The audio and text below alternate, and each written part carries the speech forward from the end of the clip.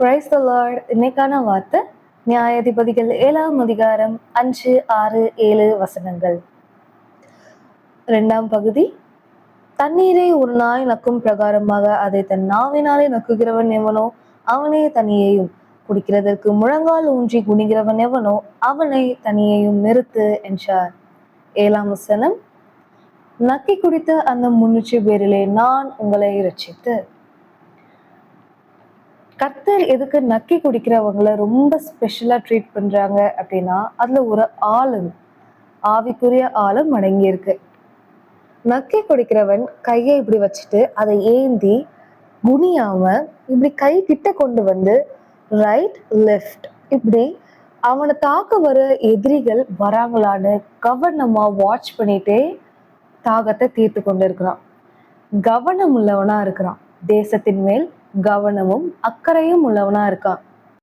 தாகத்தை தீர்க்கும் போது கூட எதிரிகள் வராங்களா இல்லையான்னு வாட்ச்ஃபுல்லா, விழிப்பா, கவனமா, எச்சரிக்கையா முழங்கால் படியிட்டு குடிக்காம கையை இப்படி வாய்க்கிட்ட எடுத்துட்டு வந்து நக்கி குடிக்கிறவனா இருக்கிறான். அதனால கர்த்தர் அவனுக்கு ஸ்பெஷல் இம்பார்ட்டன்ஸ் கொடுக்கிறாரு. ஆனா முழங்கால் படியிட்டு குனிஞ்சு குடிக்கிறவனோ தன்னலம் சார்ந்தவனா இருக்கான், செல்ஃபிஷா இருக்கான். கர்த்தருக்கு செல்ஃபிஷ்னஸ் பிடிக்காது, தன்னலம் சார்ந்தவனை பிடிக்காது. நான் நல்லா இருந்தா போதும், மற்றவன் எப்படி அழிஞ்சா என்ன, மற்றவன் தானே அப்படிங்கிற எண்ணம் கர்த்தருக்கு பிடிக்காது. மற்றவர்களையும் நேசிக்கிற உள்ளம் நிறைந்தவர்களை தான் இன்னைக்கு கர்த்தர் தேடி கொண்டு இருக்கிறார். இன்னைக்கு நீங்களும் நானும் எப்படி இருக்கோம்?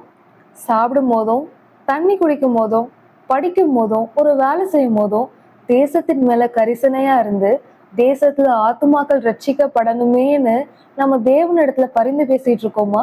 ஆத்தும பாரம் நிறைந்தவர்களா நம்ம காணப்படுறோமா? உணர்வுள்ளவர்களா இருக்கோமா? உபவாசிக்கிறோமா ரட்சிக்கப்படாத மக்களுக்காக? நாம நம்மளுடைய பசிய கூட பார்க்காம அப்படி செய்கிறவர்களாய், கவனம் உடையவர்களாய், எச்சரிக்கை உடையவர்களாய், விழிப்புடையவர்களாய், தேசத்தின் மேல் கரிசனை உள்ளவர்களாய் இருந்தோம்னா நம்மளுக்கு கர்த்தர் ஒரு விசேஷத்தை ஸ்பெஷலான இடத்தை ஆயத்த பண்ணி வச்சிருக்கிறாரு. நம்மளை ஸ்பெஷலா ட்ரீட் பண்ணுவாரு. நம்மளை அவருடைய யுத்த களத்துல கலந்துக்க வைப்பாரு. கர்த்தரால யூஸ் பண்ணப்படணும்னு ஆசைப்படுறீங்களா? அப்போ இந்த விஷயத்த செஞ்சு பாருங்க. சாப்பிடும் போதும், குடிக்கும் போதும், படிக்கும் போதும், வேலை செய்யும் போதும், என்ன செஞ்சாலும் தேசத்தின் மேல கரிசனை உடையவர்களாய், ஆத்ம பாரம் உடையவர்களாய் எப்பொழுதுமே ஜெபத்துல விழித்து கொண்டே இருங்க.